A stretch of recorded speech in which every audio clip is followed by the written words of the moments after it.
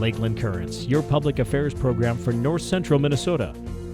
Production funding for Lakeland Currents is made possible by Bemidji Regional Airport, serving the region with daily flights to Minneapolis-St. Paul International Airport. More information available at bemidjiairport.org. Closed captioning for Lakeland Currents is sponsored by Nisswa Tax Service, tax preparation for businesses and individuals. Online at nisswatax.com. Hello again, friends. I'm Jason Edens, your host of Lakeland Currents. It's good to see you all again, and I sincerely hope that you and your friends and family are all doing very well during these difficult times. I want to thank you all for joining the conversation again, and of course, thank you for your ongoing support of Lakeland Public TV. Friends, for me, it's a real privilege to be a part of the 14th season of Lakeland Currents, and I can't think of any better way to kick off the season than with a conversation about community building right here in our region. In order to help us understand the role of community foundations in our viewing area are my two very special guests, Kate Bjorge with the Initiative Foundation in Little Falls, and Gary Dietrich, the chairman of the board of directors of the newly formed Hackensack Lakes Area Community Foundation. Kate and Gary, welcome to the program, and thank you so much for making time for today's conversation. And thank you, Jason, for inviting us. Absolutely, my pleasure. So let's get started. Kate, I'm curious if you can just tell us briefly what exactly is a community foundation. Let's start with the definition of terms here. Sure. Well, I mean, a community foundation essentially is a nonprofit, really set up as a public charity to help donors provide a vehicle for their charitable contributions to help make our communities better places to live.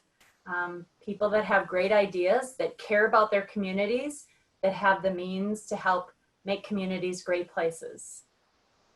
So I'm sure that many people in our viewing region here are familiar with the work of the Initiative Foundation, but I was wondering if we could just very briefly get a snapshot, kind of a big picture of what the Initiative Foundation does in our region. So can you tell us a little bit about all the work you do at the Initiative Foundation?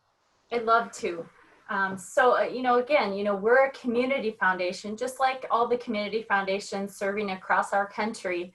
But the Initiative Foundation is uniquely one of 6 Minnesota Initiative Foundations. So we serve a particular geographic region across the state of Minnesota, and ours is the heart of Minnesota, the central part where we serve 14 counties. So all the way up to Cass County, down to Wright County, all the way across to Todd, Wadena, and then heading east, Pine, Chisago County.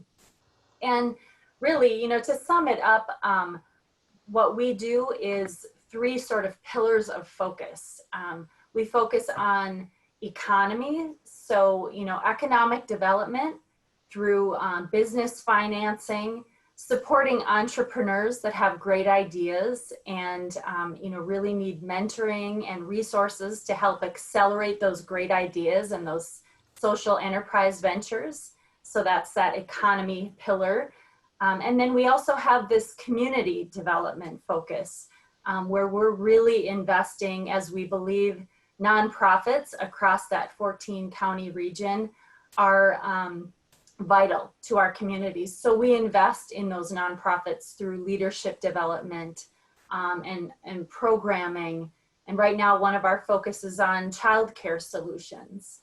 And then that third pillar, that I work with and Gary works with is really about generosity and really trying to promote this, what we believe is a lasting culture of generosity by connecting donors, individuals, families, community leaders with an opportunity to strengthen their communities. Well, the foundation, the Initiative Foundation, is of course a real anchor institution in that 14 county service territory. But it's my understanding that you're also creating a fleet of smaller community foundations throughout the service territory. Is that correct? That's right. We call them partner funds and community funds. So other community foundations refer to them as affiliates, and they serve that geographic area, those small towns across our 14 county region. And it's a similar model. It's really, an opportunity for people like Gary and his friends, his great crew in the Hackensack Bacchus area, to come together with their ideas and make decisions. And essentially those community funds have the purpose of raising money, granting money, and we support them in their volunteer efforts so that they can make decisions at that grassroots level about how those funds will have the greatest impact in their community, where they live and work, and are able to really be the decision makers within their communities. Okay, so these community funds are throughout your service territory, but can you give us a real specific example of a long-standing community fund or community foundation and some of the actual outcomes from one of these funds? What have they actually accomplished? Can we get some brass tacks? Sure. One that I will highlight, in our region, our neighborhood, is the Staples Motley Area Community Foundation. They've been around for a long time. So one clear example is they're just rounding out a great project that they've worked on over the last 3 years, and it's the Dower Lake Restoration Project.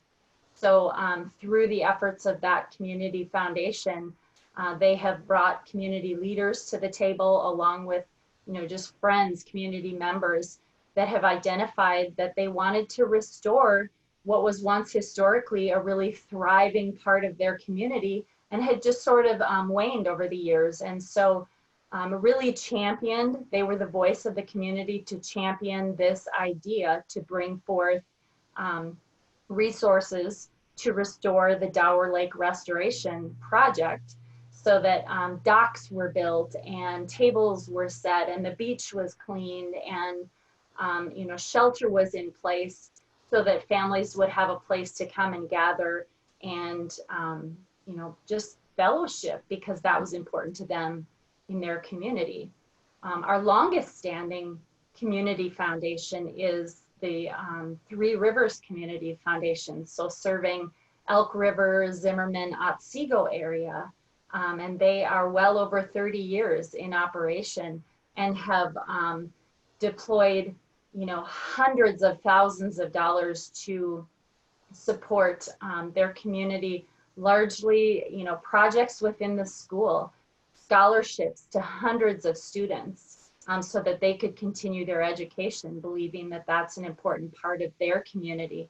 And they were the first to spin up a relief fund during the time of COVID, because they had such a great infrastructure in place and could really meet the need, gave $10,000 right off the bat to food relief, to the CARE organization, a nonprofit in their community that they had established a long-term friendship with.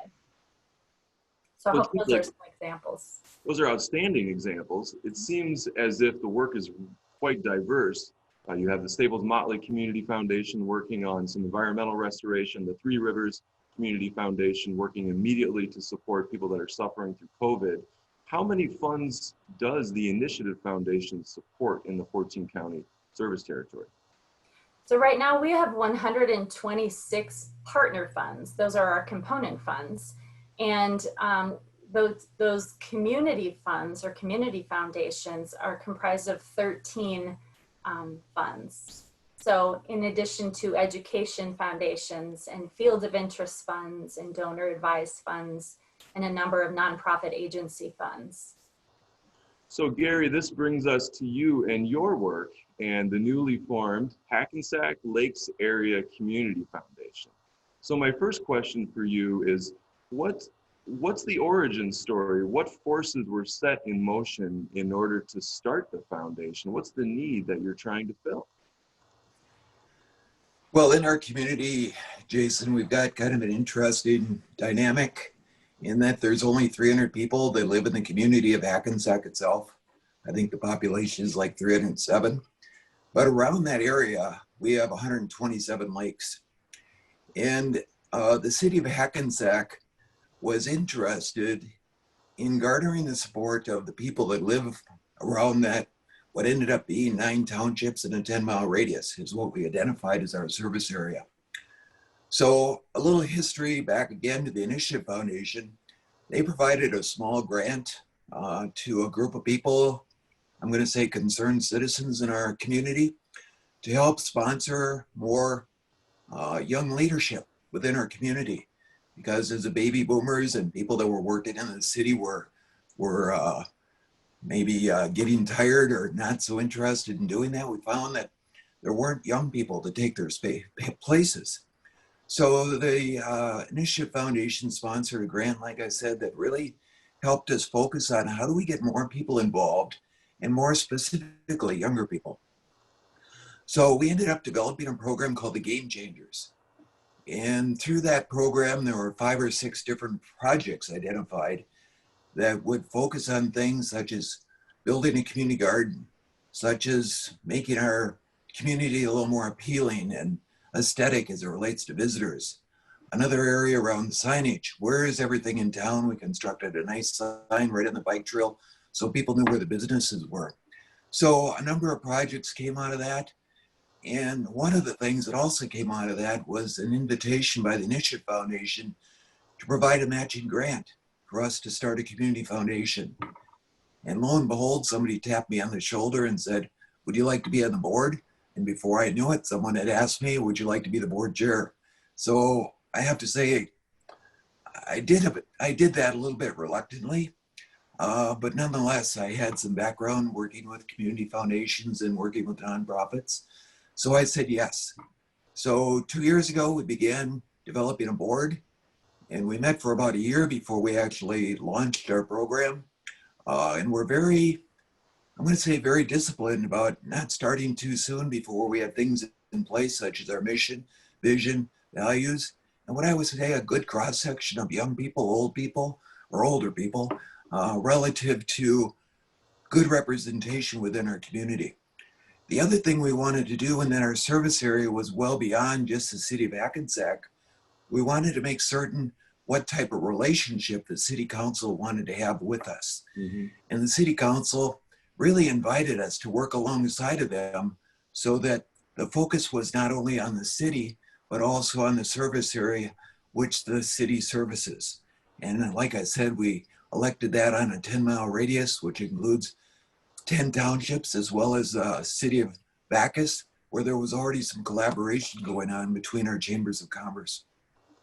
So you mentioned your mission and your vision. I'm really curious to learn a bit more about that. And I'd like to ask it in the following way. You know, if we look forward 5 years from now or 10 years from now, how might the community, the Hackensack Lakes area community, be different as a result of your work? What are your hopes and aspirations? Oh my goodness. Jason, that's such a good question. And I have to say, as a result of the work that's been going on, not only within our foundation with the help of many outside organizations, which I'll mention in a few minutes, but also the enthusiasm that exists within our city council and by the residents as a result of the projects we've seen through the Game Changer investment. But our mission is that our foundation provides financial and human connection to support a healthier place to live, learn, work, and play. And oh my goodness, Jason, the results we've seen in the last, I'm going to say 12 to 18 months have been astounding. And most importantly, the attitude of the citizenry and the people that live and work and play and visit our area, they can see the changes that are taking place very dramatically.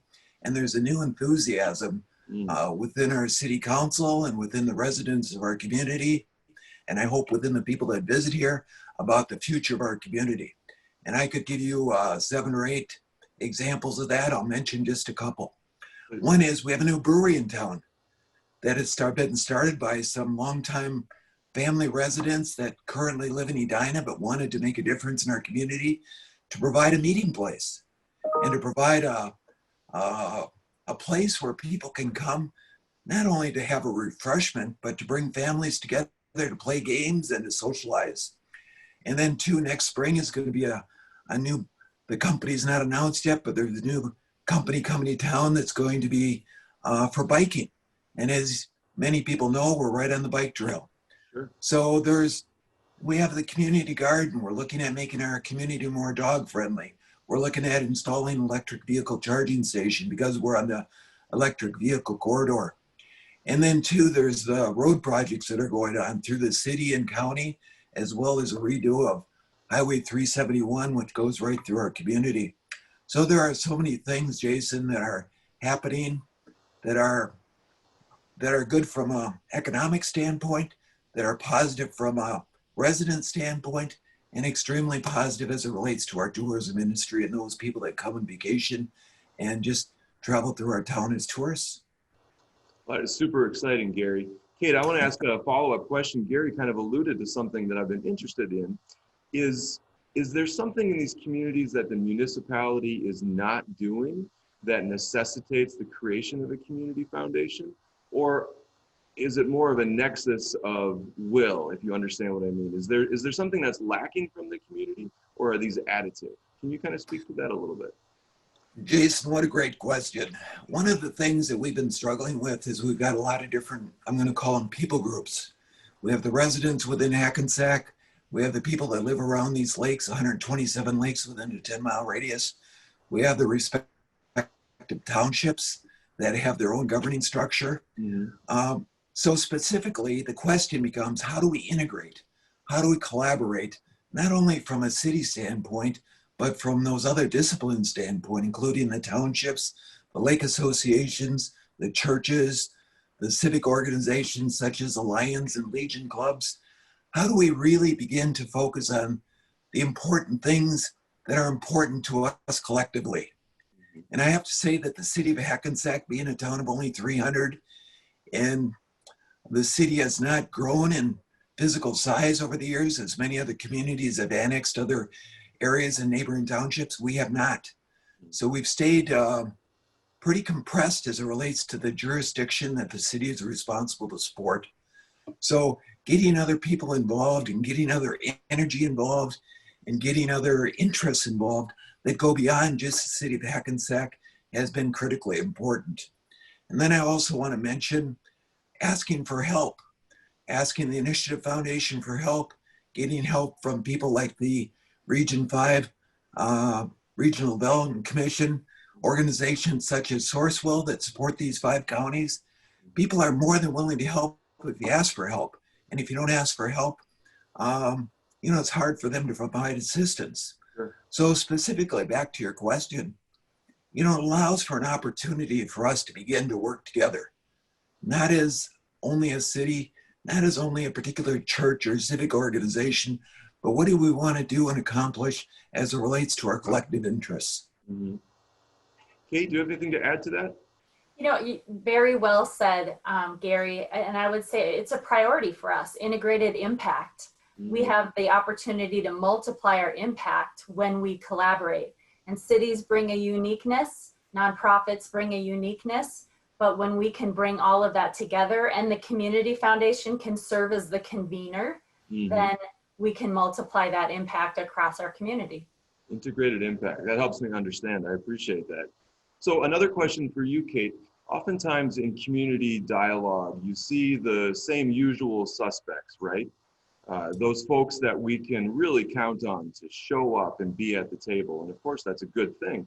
But there are certainly, very important voices that might not be included. Perhaps citizens don't know the point of entry.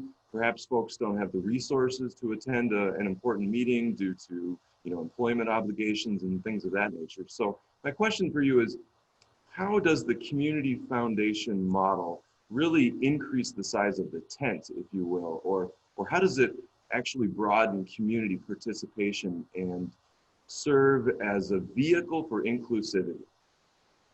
That's a great question, Jason, and one that we're certainly really trying to address ongoing. I would start with our own Initiative Foundation Board of Trustees. We make sure that we have strong representation from every single, county of the 14 counties, as well as the 2 tribal nations that we serve. And so we speak with a variety of individuals as an opportunity to bring them to the table and make sure and continue to ask, who might be missing. Mm-hmm. I think uniquely just by the fact that we're making grants to nonprofits and schools and units of government across the region that we serve, it gives us an opportunity to be in relationship and start opening doors and having conversations and really asking, you know, who are the people that are left out, that aren't commonly invited, because I feel like, you know, we often rely on the same type of people because it's our pattern.